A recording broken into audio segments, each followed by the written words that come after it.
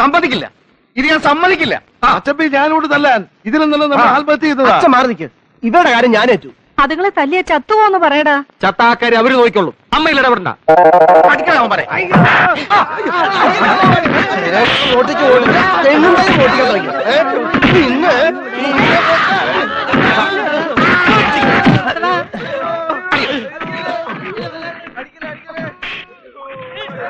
ഹരീഷ, നെഞ്ചിടിക്കണു. പേടിക്കണ്ട, ഒന്നും സംഭവിക്കില്ല.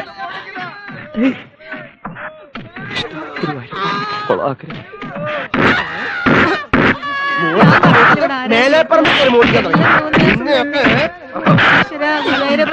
ഹരീഷ്ണം വന്നു, അമ്മ ഹരീഷ്ണം വന്നു. മോനെ, എന്തായിരുന്നു ഇവിടെ ബഹളം? ഞാൻ ആകെ പേടിച്ചുപോയി. കള്ളത്തരം കാണിക്കുന്നവരോട് ഒരിക്കൽ ക്ഷമിച്ചാൽ അവൻ 10 തവണ വീണ്ടും കക്കും. ഇത്തവണ യുവമാരെ കെട്ട തേങ്ങയല്ല, നല്ല അസല് തെങ്ങുണ്ടയ്യ. ഒരൊറ്റ കള്ളനോടും ഒരു കാലത്തും ഈ വീട്ടിലുള്ള ഒരാളും ക്ഷമിക്കുകയല്ല. ഇപ്പൊ നല്ലവണ്ണം പഠിച്ചല്ലോ. നീ വരുന്ന വഴിയാണോടാ? അതെ, അമ്മയ്ക്ക് സഹായത്തിന് ഒരു പെൺകുട്ടിയെ കൊണ്ടുവരുന്ന കാര്യം ഞാൻ എഴുതിയിരുന്നില്ലേ? അവളും അച്ഛനും എന്റെ ഒപ്പം വന്നിട്ടുണ്ട്. എന്നിട്ട് എവിടെ?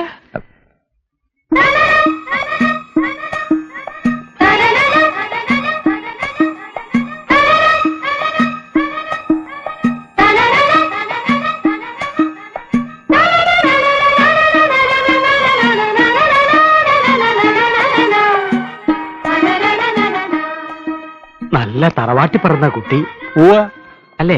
എനിക്ക് തോന്നുന്നില്ല. ലക്ഷണം കൊണ്ട് നല്ലതാ മച്ചമ്പി. ഇവൻ അന്യനാട്ടിൽ താമസിച്ചു വന്നതല്ലേ. ഐശ്വര്യം പോയിട്ടില്ല, കൂടിയിട്ടേ ഉള്ളൂ. നിന്റെ പേരെന്താ പെണ്ണെ? പവിഴം. നീ എന്ത് ജാതിയാ? അല്ല, മലയാളത്തിൽ പറഞ്ഞാൽ അവൾക്ക് പെട്ടെന്ന് മനസ്സിലാവില്ല. പഠിച്ചു വരുന്നല്ലേ ഉള്ളൂ. അല്ല, പഠിക്കാനുള്ള തയ്യാറെടുപ്പ്. ഞാൻ കണ്ണപ്പൻ, ഹരികൃഷ്ണന്റെ അമ്മാവനാണ്. അവൻ ജയകൃഷ്ണൻ, ഇവൻ ഗോപികൃഷ്ണൻ. ഞാനിവിടുത്തെ കാര്യം. ഹരിയുടെ അച്ഛനമ്മയൊക്കെ മനസ്സിലായല്ലോ. ആരായാലും എന്താ, അവർക്ക് ഇവരെയൊക്കെ ഒന്ന് പരിചയപ്പെടുത്തി കൊടുത്തോടാ കൊശവാദിനൊക്കെ. കുട്ടിയുടെ അച്ഛനാണല്ലേ? എന്താ പേര്? എൻ പേര് ദുരൈസ്വാമി. എനിക്ക് കൊഞ്ചം മലയാളം അറിയും. ഓ, എടാ ഗോപി, ഈ കർപ്പൂരം ഒന്ന് കത്തിച്ചേടാ. പല സ്ഥലത്തും പോയി പലതും സംഭവിച്ചിട്ടല്ലേ എന്റെ മോൻ വന്നിരിക്കുന്നത്. സകല ദൃഷ്ടിദോഷങ്ങളും എന്റെ മോനീന്ന് പോട്ടെ.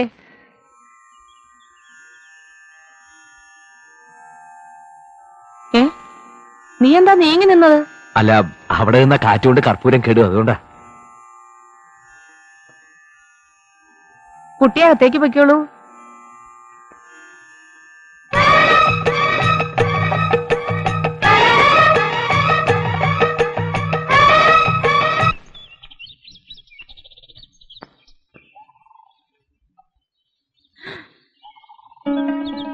கடவுளே, நிறைய தண்ணி இருக்கே. இங்க ஒரு மாசம் எத்தனை திருடர்களை பிடிக்கும்? എന്താ? இல்ல, இந்த திருடர்களோட எண்ணம் கிடைச்சா தேங்காயோட எண்ணம் கிடைக்குமே. ஹரி சொல்லி இருக்கு, எல்லா அப்பாவோட ஐஸ்வர்யம் தான். ஹரி மேல நம்பிக்கை உள்ளனால தான் அவளை இந்த குடும்பத்துக்கு அனுப்பி வச்சது. நீங்க பெரிய மனுஷன், எல்லாம் பாத்துக்கணும். அவர் ரொம்ப பாவம். ഏറ്റു. എന്താ പേര് പറഞ്ഞത്? പവിഴം. അതല്ല, നിന്റെ പേര്? എന്റെ പേര് ദുരൈസ്വാമി. എന്ത് സ്വാമി ആയാലും അവിടെ കാര്യം ഞാൻ ഗവനിച്ചോളാം. എന്താ പോരെ? മതി. ഹരി ശമ്പളത്തെ പറ്റി വല്ലതും സംസാരിച്ചോ? അതെല്ലാം അപ്പാവും അമ്മാവും അണ്ണനും താനേ പേശണം. സകല ചെലവും കഴിഞ്ഞ് 100 രൂപ തരും. ഇതാ മതിയോ? ഞാൻ എന്നാ ചൊല്ലരുത്, ഇപ്പൊ സാധനങ്ങളുടെ വിലയെല്ലാം തരികയില്ലേ? അറിയില്ല, അറിയാനായി. ഞാനൊന്നും വാങ്ങാറില്ല, ഒക്കെ ഇവിടെ കൃഷിയാ. അപ്പോ അലക്കാനും കുളിക്കാനും സോപ്പ്, പാം ഓയില്, മണ്ണെണ്ണ എല്ലാം കൃഷിയാ? ഒന്നും വാങ്ങരുതില്ല? ഒന്നും വാങ്ങാറില്ല, ഒക്കെ കൃഷിയാ. ഈ കോണം വരെ. എന്താ இதுதான் അമ്പലത്തരം. എനിക്ക് സന്തോഷാச்சு. എന്ത പ്രശ്നയും கிடையாது. അപ്പൊ ഞാൻ പുറപ്പെട്ടുമാ? പുറപ്പെടാൻ വരട്ടെ. അതിനു മുമ്പ് ഇത്തിരി ഊണ് കഴിക്കുക, ഒരു ഉഷാറ് വരും. നിറച്ചു കഴിച്ചോളൂ കുട്ടി. എനിക്ക് തീരെ വയ്യ. കറിയൊക്കെ പേരിനേ ഉള്ളൂ. എവക്കെങ്ങനെ വെപ്പ് പണിയൊക്കെ വശമുണ്ടോ? കൊഞ്ചം കൊഞ്ചം അരിയും. ഇനി എല്ലാം അമ്മ കയ്യിലെത്താൻ. എന്നാലും അടുക്കളയിൽ കയറണ്ട, പുറം പണി എടുത്താ മതി. അത്യാവശ്യം അകത്തെ പണിക്ക് എന്നെ സഹായിച്ചാ മതി. ഞാൻ പറയുന്ന മനസ്സിലാവണുണ്ടോ?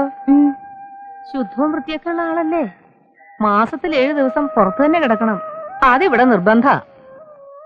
പരിഷ്കാരം ഒന്നും വേണ്ട. എന്റെ ഭഗവാനെ.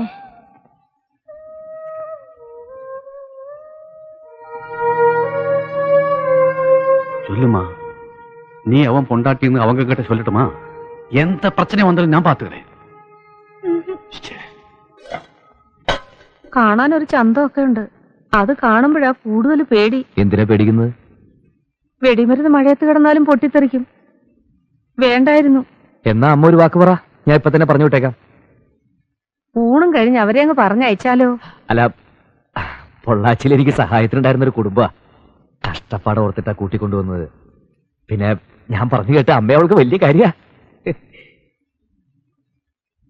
ആ പിന്നെ അമ്മയുടെ കാലിന്റെ വേദനയ്ക്ക് ചില പച്ചമരുന്നുകളൊക്കെ പറഞ്ഞു തന്നിരുന്നു. ഞാനതൊക്കെ മറന്നു. അവളുടെ സ്വഭാവം എങ്ങനെ? അത് കണ്ടിട്ടല്ലേ അമ്മ ഞാനിങ്ങോട്ട് കൂട്ടിയത്. വന്നു കഴിഞ്ഞ സ്ഥിതിക്ക് കുറച്ചു ദിവസം നിർത്താം. അതെ, എന്തെങ്കിലും പ്രശ്നം ഉണ്ടാകുമ്പോ പറഞ്ഞു വിടാം. ആ സമയത്ത് നീ എന്നെ കുറ്റപ്പെടുത്തരുത്. ആ ഓ,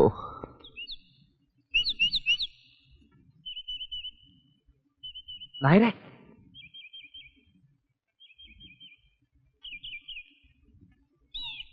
ഒരുപാട് വേദനിച്ചു എന്നറിയാം. എന്നോടൊന്നും തോന്നരുത്. ഏയ് ഒരു വിഷമമില്ല കുട്ടി. ഒരു കോമാളി വേട്ടം ജീവിതത്തിൽ ആർക്കും ഒരിക്കലാവാം. ഞാനും ഒന്ന് കെട്ടി, അത്രേ ഉള്ളൂ. പക്ഷേ വലിയൊരു തീക്കൊണ്ടതില് നീ ഒരു പാവം പെണ്ണിനെ അവിടെ നിർത്തിയിട്ടുണ്ട്. ഞാൻ എന്താ അനുഭവിച്ചു, അവളല്ലേ അനുഭവിക്കാൻ പോണത്. എനിക്കറിയാം, എല്ലാം ഒന്ന് ശരിയാകുന്നത് വരെ. സാരില്ല, മരുമോൻ ധൈര്യത്തോടെ പോ.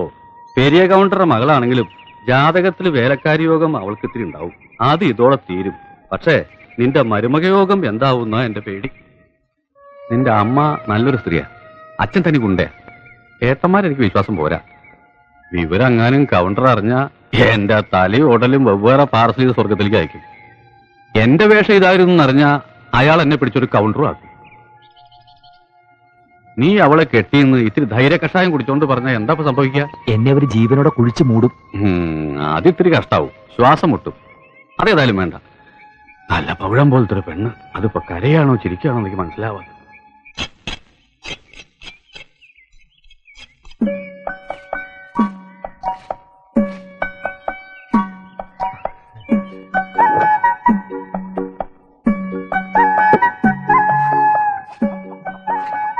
മുറ്റമടിക്കുന്നതിൽ ഒരു തമിഴ് സ്റ്റൈലുണ്ട്.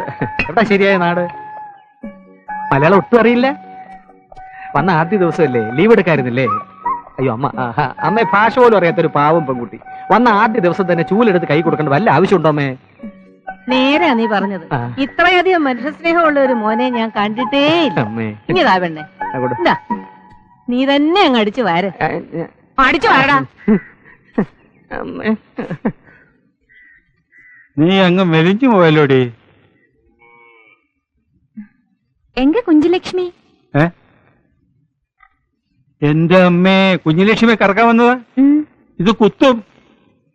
ഇതിനെ പതിവായിട്ട് കറക്കുന്നതേ ഞാനാ. ആ വെള്ളം ഇങ്ങ അറിയ, ഇനി ആ വെള്ളം ഇങ്ങ അറിയ.